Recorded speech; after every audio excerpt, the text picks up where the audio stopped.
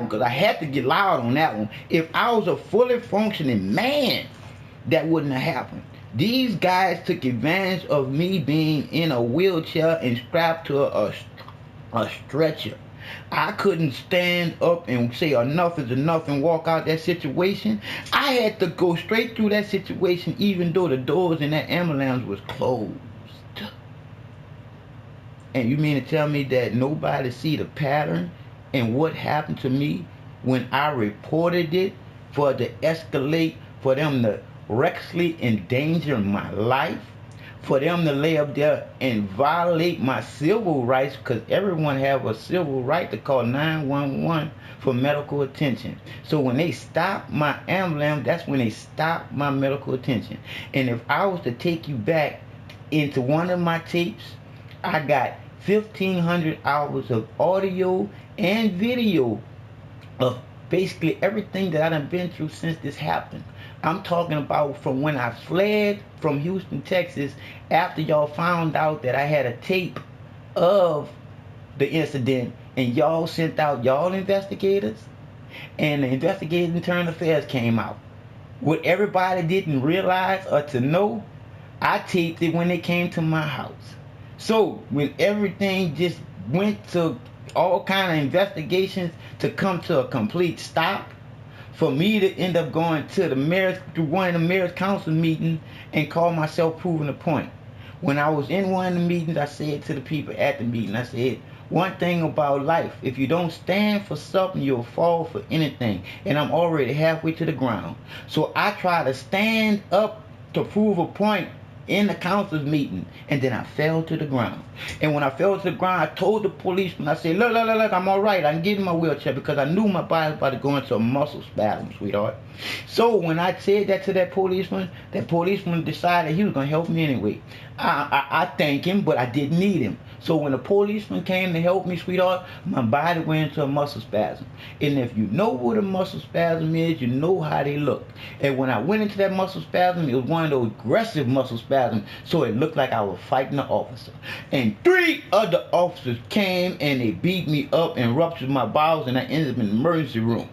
And when I got to the hospital, one of the paramedics told the doctor something, and the doctor lay up there and came back to me after 30 minutes with a discharge paper. And he said, yes, sir, I checked you over, you just bruised a little. I said, doctor, I'm having pains in my stomach where I ain't supposed to feel that. And the doctor said to me, what else do you want me to do for you, sir? And I said, is this my discharge paper? He said, yes, they are. I said, thank you very much. And then I went around the corner and cried like a little bitch. And it wasn't because the doctor hurted my feelings, it was because my stomach was hurting just that bad. And I called Melina up, and some lady named Miss Candy, she was the one that answered the phone. She laid up there and she told me, we're gonna get that we're gonna get the social worker there at that hospital, and we're gonna get this straight. I told that lady, I said, ma'am, I don't feel safe here. She said, well, do you feel safe with going to another hospital? I said, yes, ma'am. My provider can live there and do that. So we went to another hospital, sweetheart. And when I got to the hospital, they did their job. They did their job. But they didn't tell me that I had a bowel obstruction that was bursting, because they didn't want me in there. This guy told me after I was getting released from there that I need to see my primary doctor. I said, see my primary doctor about my stomach. My stomach is hurting too bad for me even to be leaving here. And that guy said to me, didn't you just come from some counselor's meeting? And that's when I lost it. I said, excuse me? What is this? What you mean? How you know I just come from somewhere? And he said, what you talking about? I said, you just asked me, I just come from a council meeting. He said, no, I was just telling you need to see your primary doctor. I said, man, I'm not crazy. And then my sitter, my provider, he said, man, I heard you, man. You just asked him. Didn't he just come? And then that closed down. So while we was riding home, my sister was saying, wow, man, it really is a conspiracy against you, like you said. So on the way to my house, I got in touch with my primary doctor and got an appointment to go see her. And when I went seeing her and started crying, a grown man crying, sweetheart, she said to me, it's nothing, to be honest with you, you always be having all your supplies, and I don't never have no supplies because I don't really deal with handicapped people. So after that, I called up my spinal cord research.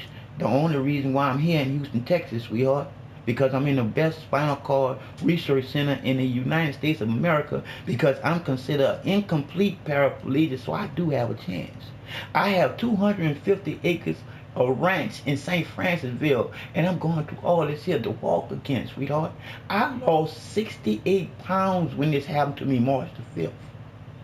I'm just coming back. The Most High is just building me back up, because I can talk to you like this here without breaking down and crying. Because that is exactly how strong she done built me up so I can go through this. But I say to you, Miss Lady, I say to you, I'm going to make sure everybody that I deal with there going to know exactly who you are. Why they gonna know exactly who? CNN and all the other places that I'm gonna end up being, they gonna know exactly who everybody over there at Molina that gave me a chance to speak to them about something as serious as what happened to me. That's because the Most High works in you, because you feel my spirit touching yours to let you hear it. What happened to me, sweetheart, you know and I know. If I would have ended up at the hospital dead, those two paramedics would have never said they stopped that ambulance. They would have never said they stopped the ambulance. Because they would have shown up, got put in jail for what? Negligent homicide. So that is exactly how bad it was when these guys stopped my medical attention, and nobody gave it no attention, because they didn't care about me, because it wasn't somebody they know, it wasn't somebody they love, and it wasn't them.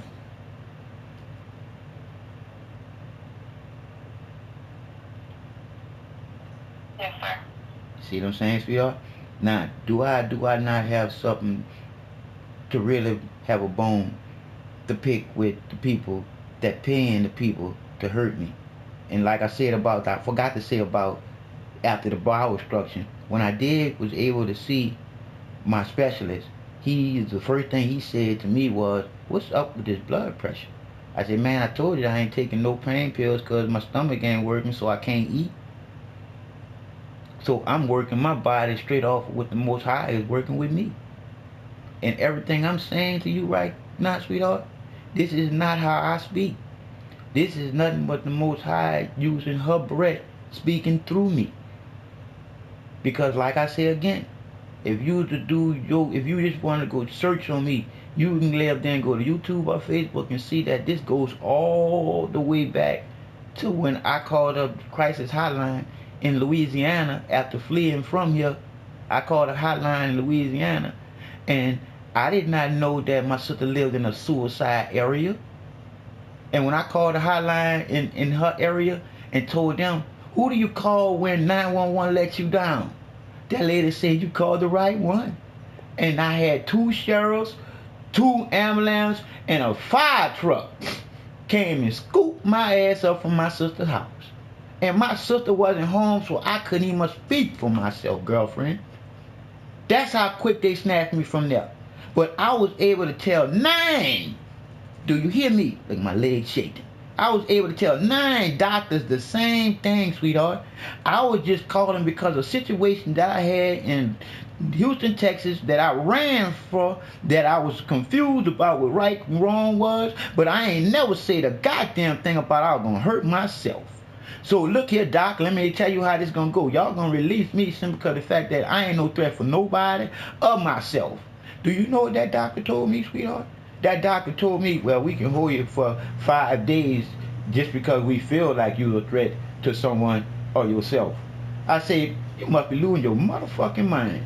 And next thing you know, sweetheart, I was in a mental institution. And after I got in that mental institution, sweetheart, those first 3 days was monumental, because that's when I realized that if it was left up to me, All of them will stay medicated in that building. Do you hear me? They would never lose having no medication. It would never happen because I saw some shit. I'm talking about from the guy diving off of the sofa into the ground and all you're hearing is crunching noise. And the little guy sitting on the sofa lay up there and say, medic! Man, I'm trying to tell you, it was like a goddamn madhouse. But how I got out of there after they were going to have me in there for 5 days, sweetheart.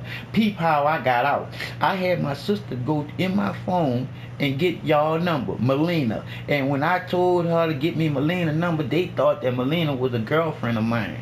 So they let me have the number. You tell me that ain't crazy. So after I called you guys up and told you guys what was happening, you guys was like, oh my God. And I said, all y'all have to do is stop the payment. Say that y'all not gonna cover it and they will release me. Girl, they released me on that 4th day. I'm just trying to tell you, girlfriend, I done been through a lot to be strong enough to be able to tell you this here, because I didn't tell you the strongest part of it all. In between them doing me what they did me March the 5th and August 27th, my mama died, girlfriend. My mama died. That's why I'm telling you how the Most High put me together so I can still be alive. It's monumental because the book gonna be fire, the movie gonna be fire, and all the jokes and the skits gonna be fire, because I'm alive with the fire of the Most High. And I love talking to your girlfriend because you feel the vibration of what's real in the making. And I am the prodigy of the Most High. Because if I tell you this here, this is going to put the ice on the cake. I was busted in 92 with a quarter key rocked up, a half key powder, $12,000, a Tech 9, 9mm, and a 380. When I was in New Orleans, I was making $16,000 to $17,000 a week before I got in the wheelchair. And imagine how I got in the wheelchair. I didn't get shot or something like that there, because the niggas would rather go run through hell with gasoline drawers on than to cross me when I was in that world. I had a car accident, girlfriend, to end up in a wheelchair in 98. And you think she wasn't preparing me for what I know now? I didn't learn how to read in school like everybody else learned how to read in school, and I cried like a bitch all the time because I couldn't read. But she told me why I couldn't read. She said, I didn't allow you to get that reading down because you'd have got it down so well. You a nosy person. You've been reading every and anything, and you wouldn't have got this here. And you hear what I got, and my icing on the cake, and then I'm finished with you, baby girl. You was taught that the numbers go from 0 to infinity. Am I right or wrong?